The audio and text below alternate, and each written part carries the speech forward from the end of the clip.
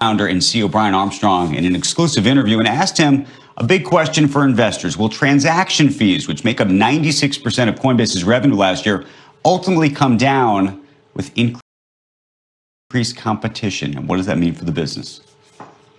We haven't seen any margin compression yet, and I actually wouldn't expect to see it in the short and the midterm.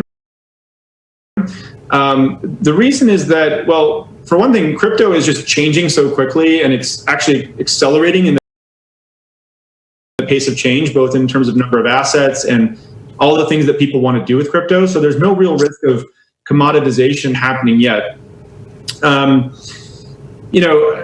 I guess the other thing is that there's really a custody fee that's sort of baked into the transaction fees, which is a little different than in the traditional brokerage world and things like that. So I don't expect there to be fee compression short and midterm, but longer term, yes, I do think there could be fee compression just like in every other asset class out there. And so what you've seen is in our financials, we've started to invest in different revenue streams that are starting to provide these green shoots of revenue, and things like Coinbase Earn, our Coinbase debit card, staking revenue, ways that people are earning yield on their assets. And we've started to monetize a number of things like this. Our custody business for our institutional customers, for instance. So these are providing more steady, predictable streams of revenue. And my guess is that in 5 or 10 years, you'll see that be maybe even as 50% or more of our revenue.